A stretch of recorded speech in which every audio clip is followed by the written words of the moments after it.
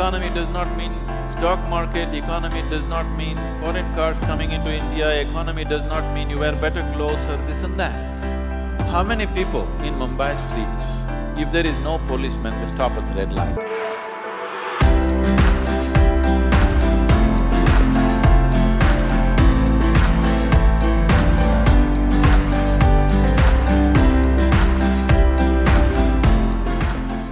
I feel very proud to be an Indian, and I'm sure a lot of people feel. But corruption bothers me, and I'm sure you also spoke about it. Do you think spirituality can help get rid of corruption to some extent? So let's understand this corruption properly in its right perspective. Rather than reacting against a bunch of people who are in an advantageous position, okay? Why I want you to understand this is because for the first time in the history of independent India, these 64 years, that means 2 generations of people, they have at least 50 to 60% of them have had such a bad deal.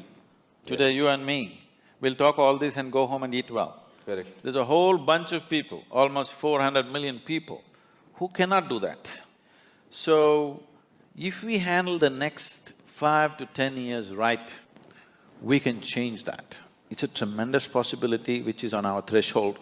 There's an economic possibility sitting on the threshold. If we conduct this right, we can change their lives. Those people who have not eaten properly, those children who are malnourished, which have the highest level of malnourishment, those who are not educated, those who don't have opportunities, those who are in that horrible social and economic pit, their lives can change in the next 5 to 10 years if we conduct our act right. Every Indian should understand this. It is not just about economy means stock market, it is about hungry people who will have food on their plate. Economy does not mean stock market, economy does not mean foreign cars coming into India, economy does not mean you wear better clothes or this and that. Improving economy means there will be no hungry children in the country, which is something all of us should do something about. And that possibility is being jeopardized. Wherever I go, I speak to various economic and political leaders around the world, everybody says, we want to come to India, India is a big possibility, but the humiliation of corruption, we can't bear it. Because it's not just about money, they're willing to pay a percentage and get the work done, but the humiliation that they put through on a daily basis, which we have gotten used to, they're not willing to go through that. They said, it doesn't matter if we don't do business, but we don't want to come there and go through all that rubbish. So, this possibility is being jeopardized by a handful of people, or it is wrong to say it's a handful of people, it's a nation full of corruption. Correct. Because how many people in Mumbai streets, if there is no policeman, will stop at the red light? I think only 10% will stop. So these 90% are corrupt people. If you make them the chief ministers and prime ministers, you know what they will do? So instead of just calling it by one bad word called corruption, we need to understand, we as a society are trying to move from a feudalistic way of managing our lives to a democratic way. The democratic way has still not sunk into us. So I am saying in our psyche, we are still feudalistic in nature, but we are trying to run a democracy. Democracy will not happen with an active sense of education as to what is democracy, what is the power of democracy, what it means, what is the responsibility of living in a democratic society. This has not been done. We just took democracy from the British and we think if they just put their vote and get their fingers dirty once in 5 years, everything is settled. No, we have not educated people. We are still a feudalistic society acting to be democratic. Suppose, hypothetical question, I must announce that before that. Suppose you were made the Prime Minister of this country for 1 month, how will you change things? See, there are enough instruments in the democratic process. Making me or anybody a Prime Minister for 1 month is a cruel thing. Okay, for 5 years. Yes. So you admit that 1 month is not sufficient? No, because 1 month is a very cruel joke. It doesn't matter who comes to power for 1 month, he can't do anything in a nation as diverse as India. To get this nation moving, you need to understand this.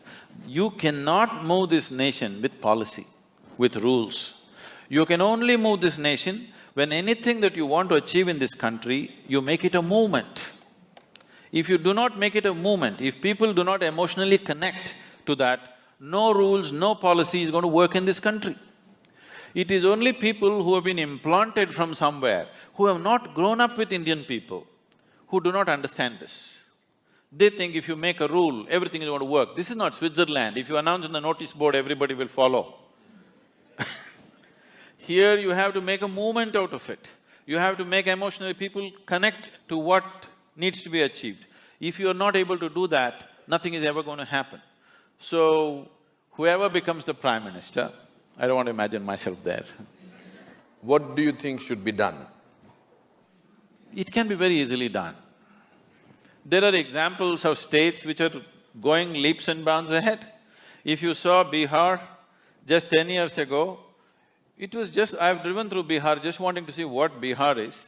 It just looked like Afghanistan, large parts of it. Correct. Today things are happening. Absolutely. Wonderful things are happening. Just one man.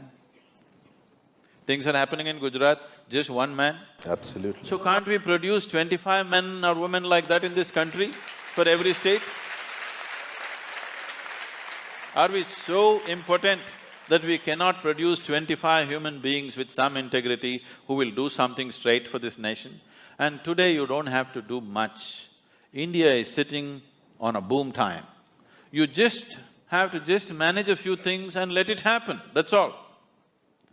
You just have to see that economic process do not go out of control, you just have to manage that, you don't have to do anything. It's boom time, the whole world is looking towards you.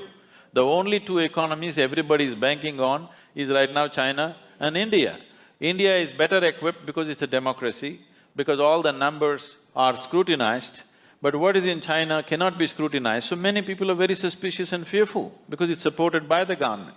India has a proper corporate structure, India has a reliable stock market which is a reading.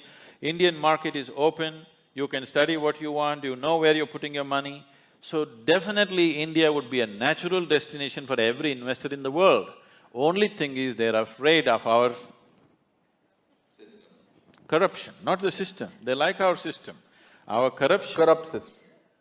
System is not corrupt. Corruption. Corruption.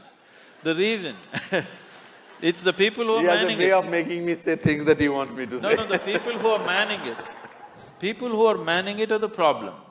But how do you find them? You mentioned two states, you mentioned Gujarat and you mentioned Bihar. And strangely, they are not the states which we have in the center. So how do we… are we politically corrupt, politically completely bankrupt? How do we do that? No. It is only because common people are not participating in the democratic process. Yes. Participating in the democratic process does not just mean once in 5 years you cast your vote. Most people don't even do that. But I'm saying even if you do that, that is not enough. Democracy is an active sport, it's not a spectator sport. You can't sit back and say, let somebody do democracy. Democracy means you are the boss, you can't sleep on it. You have to be active to everything around you. If you do not bring that consciousness in people, that awareness and activism in people, it'll not work. At the same time, for everything you protest, for everything you call a bandh, for everything, it's our culture. People have understood the technology of how to stop the nation, bandh, hartal, but how to run the nation, it's a different technology.